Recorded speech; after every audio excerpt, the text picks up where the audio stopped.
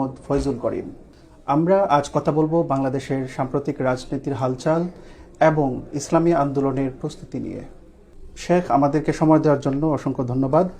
আমরা প্রথমেই আপনার কাছে জানতে চাইব, ইসলামী আন্দোলনের নির্বাচনের প্রস্তুতিটা কেমন? আলহামদুলিল্লাহ, ইসলামী আন্দোলন বাংলাদেশের নির্বাচন প্রস্তুতি মোটামুটি আলহামদুলিল্লাহ শেষের দিকে। আমরা নমিনেশন সাবমিট করেছি। কিছু সামান্য ত্রুটির কারণে কিছু নমিনেশন পেপার স্থগিত, কিছু বাতিল হয়েছিল, সেগুলো আমরা আপিল করেছি। আশা করি ইনশাআল্লাহ 90% আমরা সেগুলি পেয়ে যাব। আজকে অনেকগুলি হয়ে গেছে। আমাদের নেতাকর্মীরা এবং যারা ক্যান্ডিডেট আছেন তারা মোটামুটি মাঠ পর্যায়ে চষে বেড়াচ্ছেন। আশা করি ইনশাআল্লাহ ভালো একটা রেজাল্ট হবে। শেখ, আপনারা কয়টা আসনে মূলত নির্বাচন করবেন এককভাবে, এবং সেগুলোতে কেমন? আমরা তো জোট মানে অ্যালায়েন্স ভিত্তিক নির্বাচন করার চিন্তা ভাবনা করতেছি। এখন পর্যন্ত সেই অবস্থানে আছি। যদি সেটা কোনো ক্রমে ব্যত্যয় ঘটে সেটা ভিন্ন কথা, কিন্তু এখন পর্যন্ত তো আমরা নির্দিষ্ট কোনো সংখ্যা নির্ধারণ করতে পারি না। আচ্ছা আচ্ছা, জোটগতভাবে যদি নির্বাচন করেন তো ইসলামী আন্দোলন আনুমানিক কতগুলো আসনে? যেগুলো সিদ্ধান্ত হবে, আচ্ছা, যে পরিমাণ সিদ্ধান্ত হবে। আপনারা মানে নির্বাচনের যে ইশতেহার একটা গুরুত্বপূর্ণ ভূমিকা রাখে মানুষের ভোট দেওয়ার জন্য, আকর্ষণ তৈরি করার জন্য, দলটা নির্বাচনে গেলে, ক্ষমতায় গেলে কি হবে না হবে, আপনাদের ইশতেহারে কি কোন দিকগুলো থাকবে? আমাদের বাংলাদেশের সবচেয়ে বড় সংকটটা কি? দুর্নীতি। এই দুর্নীতির মূল উৎপাটন কিভাবে করা যায় এই ব্যাপারে আলোচনা করব। যারা বেকার যুবক আছে তাদের কর্মসংস্থান কিভাবে করা যায় সেইভাবে আলোচনা করব। দেশের উন্নয়ন কিভাবে করা যায়, আমাদের মা বোনদের কিভাবে তাদেরকে ইজ্জাত আবরুর সাথে তাদের উন্নতি করার চেষ্টা করা যায় শরিয়া সম্মতভাবে, সেটা আমরা চেষ্টা করব। শিক্ষা ডিপার্টমেন্টের যে ভঙ্গুর অবস্থা সেটিকে এস্টাবলিশ করা, শক্তিশালী করার চেষ্টা করব। আমরা দ্বীনি শিক্ষার পাশাপাশি কারিগরি শিক্ষাটার প্রতি বেশি আমরা রোল প্লে করব। আসলে দেখা যায় আমরা আমাদের দেশের শিক্ষা ব্যবস্থাটার মধ্যে অনেক ছেলে মাস্টার্স পাস আছে, কিছু করতে পারে না। অথচ চায়না দেখেন, তারা মাস্টার্স পাস করে নেয় কিন্তু তারা একটা উদ্ভাবন করতে পারে, নতুন সৃষ্টি করতে পারে। এই জন্য আমরা কারিগরি বিদ্যাটাকে বেশি প্রাধান্য দেব।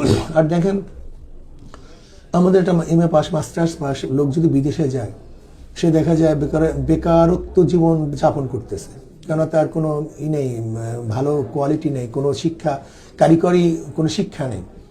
অথচ দেখা যায় আমাদের দেশের কারিগরি শিক্ষা গ্রহণ করছে, একদম ভালো অবস্থানে আছে। এটা আমি দেখছি বিদেশে বিভিন্ন জায়গায়। আজকেও দেখেন আমাদের হাজারো মাস্টার্স পাস, তারা কিন্তু বেকার ঘুরতেছে। অথচ যারা কাজ জানে, মেশিনের কাজ জানে, দেখেন একজনই বেকার নেই। মানে যারা টেকনিশিয়ান আছেন দেখবেন টেকনিশিয়ানদের অবস্থা খুবই ভালো।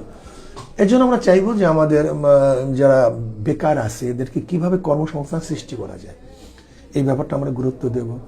এবার আমাদের চরিত্র একেবারে ড্যামেজ হয়ে গেছে, আদর্শ এবং চরিত্র নৈতিকতা শিক্ষা দেওয়ার ব্যবস্থা করবো। অর্থাৎ আমরা চাইবো যে যেখানে যেখানে আমাদের ভণ্ডুল অবস্থা চলে গেছে সেই ভণ্ডুল অবস্থা থেকে আবার কিভাবে জাতিকে গড়া যায় আমরা সেটির বেশি গুরুত্ব দিই। ইশতেহারটা কবে আসবে? আসবে ইনশাআল্লাহ, শীঘ্রই আসবে, শীঘ্রই চলে আসবে।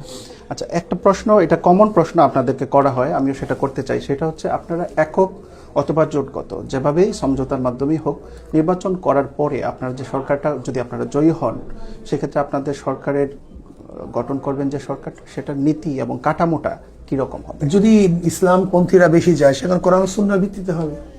ইসলামপন্থীরা বেশি যায় আর ইসলামপন্থীরা বেশি না যায়, তখন আমরা দেখবো তখন কি করা যায়। এটা তো তখন একইভাবে কিছু করা সম্ভব না। কোরআন সুন্নাহর ভিত্তিতে বলতে মানে একটু যদি এক্সপ্লেইন করেন। বাস কোরআন সুন্নাহই আমাদের মূল আদর্শ এবং নীতি। শরিয়া ভিত্তিতে আমরা দেশ গড়ার চেষ্টা করব। আচ্ছা, শরিয়া ভিত্তিতে আইন রচনা প্রণয়ন। সেই ক্ষেত্রে কি মানে আমূল পরিবর্তন আসবে দেশে, তাই তো? না, খুব আমূল পরিবর্তন আসবে না। আসলে আমরা কিন্তু এখানে একটা মারাত্মক ভুল করি। আমরা মনে করি ইসলাম মানে হলে এখন বর্তমান যারা ডিসি থাকবে না, এসপিরা থাকবে না, শিক্ষকরা থাকবে, এটা আসলে ভুল। বিচারকরা থাকবে না, ব্যাংকাররা থাকবে না, আসলে প্রত্যেকের জায়গায় থাকবে। এতদিন হিসাবটা করছে সুদ ভিত্তিক, এখন হিসাবটা করে ব্যবসা ভিত্তিক। ম্যানেজার উনিই থাকবেন, শুধু পার্থক্য সুদ ভিত্তিক অঙ্ক, ব্যবসা ভিত্তিক অঙ্ক। বিচারকরা তারাই থাকবেন। এতদিন ব্রিটিশ ল অনুযায়ী বিচার করছেন, এখন সেখানে কিছু সামান্য কিছু, আসলে শরিয়াতের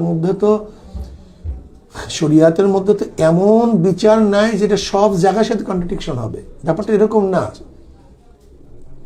দেখেন কোরআন ও সুন্নাহ যে বিধানগুলি দিছে, যে হুদুদ আছে, কেসাস আছে, আইন আছে, সেই আইনের বাহিরে যে আইনগুলি আছে সেটা একটু পরিবর্জিত হবে। তার মানে এরকম না যে সব পরিবর্তন, মানে আমি ট্রাফিক ল কি পরিবর্তন করবেন নাকি, আমি বিআরটিসি ল কি পরিবর্তন করবেন নাকি, যেমন আমরা শিক্ষা ব্যবস্থা মানে যেটা আছে এর মধ্যে হয়তো বা দারুইনের শিক্ষা ব্যবস্থা সেখানে পরিবর্তন করে, সেখানে ইসলামী এই বাস এতটুকু। তার মানে গোটা বই পরিবর্তন ব্যাপারটা, অঙ্ক এটা আমি পরিবর্তন করবো, ইংলিশকে পরিবর্তন করতে পারবেন নাকি।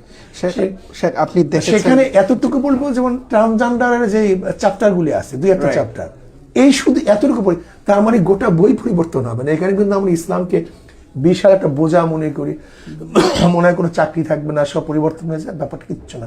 অর্থাৎ প্রত্যেকের দায়িত্বশীল প্রত্যেকের জায়গায় থাকবে, প্রত্যেক চাকরি যে প্রত্যেক, যেমন ডাক্তার, ইসলামিক কানুন আসলে কি ডাক্তার পরিবর্তন হবে?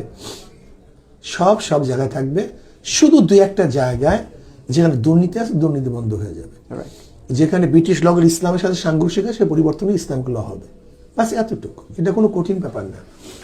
আপনাদের মানে আপনারা যে জোটের কথা শোনা যাচ্ছে 11 দলের বা 12 দল যে জোটের কথা শোনা যাচ্ছে, তার শরিক দল, অন্যতম শরিক দল হচ্ছে যে বাংলাদেশ জামায়াতে ইসলামী। জামায়াতে ইসলামীর প্রধান যিনি আমির, তিনি নারী প্রশ্নে অনেকবার বক্তব্য দিয়েছেন, সরকার গঠন করলে কি করবেন না করবেন, কিন্তু আপনাদের থেকে সেরকম ভাবে খোলাখুলি কোনো বক্তব্য আমরা শুনতে পাই নাই। অর্থাৎ আপনারা যদি সরকার গঠন করেন সেখানে নারী প্রশ্নটা কিরকম ভাবে ডিল করবেন? শরিয়া সম্মতভাবে নারীদেরকে যত উন্নতি করার প্রয়োজন সব রকম। নারীরা কি নির্বাচন করতে পারবেন? এরপরে আমি আগেই বলছি একটা মৌলিক শরিয়া সম্মতভাবে, এটা বিশ্লেষণ ব্যাপার, কোন জায়গায় করতে পারবে, কোন জায়গায় করতে পারবে না, কোন জায়গায় যেতে পারবে, কোন জায়গায় যেতে পারবে না, এটা বিশাল একটা ব্যাখ্যার বিষয়।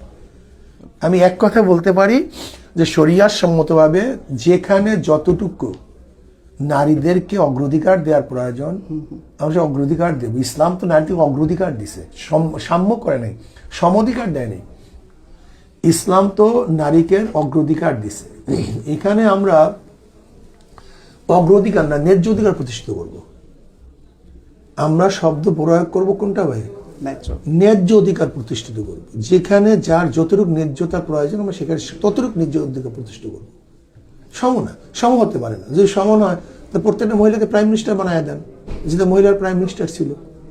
এটা হয়, উনি যোগ্যতা রাখছে ওইটা ওনার, এর যে যোগ্যতা আছে আমরা সেখানে তাকেই প্রদান করবো, অর্থাৎ ন্যায্য অধিকার প্রদান করবো আমরা না। কিন্তু আপনাদের দলেতে কোনো কমিটিতে বা কমিটির প্রধান বা অন্য কিছুতে নারীদের অংশগ্রহণ দেখা যায় না। আমাদের কমিটির মধ্যে নারীরা আছে তো, কিন্তু আমরা সাধারণত দেখি না তাদেরকে কোনো পদে। দেখেন আসলে আমরা ভুল মেসেজ দিই। যেমন উম্মে সালমা রাদিয়াল্লাহু আনহা, তিনি মশওয়ারার মধ্যে ছিলেন না? তিনি মশওয়ারা ছিলেন তো। এবং হুদাইবিয়া সন্ধির মধ্যে যখন সাহাবায়ে কেরাম রাদিয়াল্লাহু আজমাইনরা নবী আলাইহিস সালাতু মানে মানে হালালের ব্যাপারটা নবী আলাইহিস সালাম বলছেন হালাল হয়ে যাও, তিনি মানতেছিলেন না, তখন পরামর্শ কি দিয়েছেন? উম্মে সালমা রাদিয়াল্লাহু, মুশরিক তো মহিলারা হতে পারবে। এবং আমাদের মধ্যে তো আপনারা জানেন ইসলামের এরকম কোনো মুহাদ্দিস নেই যারা নারীদেরকে ওস্তাদ না মেনে মুহাদ্দিস হওয়ার কোনো সুযোগ নেই। কিন্তু আমরা সব জায়গায় নারীদেরকে নিতে চাই না, আবার সব জায়গায় পুরুষদেরকে নিতে চাই না। যেখানে যার অগ্রাধিকার, যেখানে যার প্রয়োজন, ন্যায্য অধিকার, আমরা সেখানে তাকে নিতে চাই। এখন আপনি যদি মনে করেন যেমন পুরুষরা 2 মণের বোঝা টানে, প্রত্যেকটা মহিলাকে 2 মণের বোঝা টানাতে হবে, এটা আপনি পারবেন? সম্ভব? এখন যদি কেউ প্রশ্ন কেন পারবেন না, আমি বলি তুমি একটা গাধা, তার এই যোগ্যতা নাই, তাকে এটা কেন চাপাইতেছো তুমি?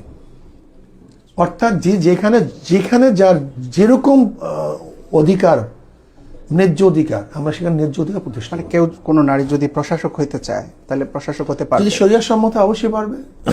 মানে এটা শরিয়ার সম্মত, এটা ব্যাখ্যার দরকার আছে। আমি আগেই বলছি ব্যাখ্যার প্রয়োজন আছে। আমি তো এখন ব্যাখ্যা দেবো না, ব্যাখ্যা তো অনেক পৃষ্ঠা লাগবে।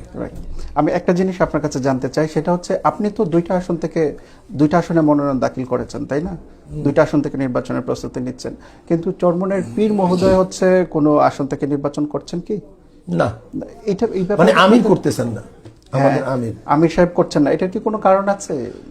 না, তিনি বাংলাদেশের সব জায়গায় সফর করবেন, এর জন্য আমরা তাকে খালি রেখেছি। ইনশাআল্লাহ যদি আমরা 2টা আসনে জিততে পারি তখন দেখা যাবে যে আমিরকে, তখন আমরা হয়তো ইনশাআল্লাহ এখানে ইনক্লুড করতে পারি। মানে এইরকম কোনো কিছু নাই যে আমির সাহেব নির্বাচন করবেন না, এরকম কোনো নীতি, এরকম সিদ্ধান্ত নেই, ওরকম কিছু নাই। আচ্ছা, একটা প্রশ্ন আমার, সেটা হচ্ছে আপনারা মানে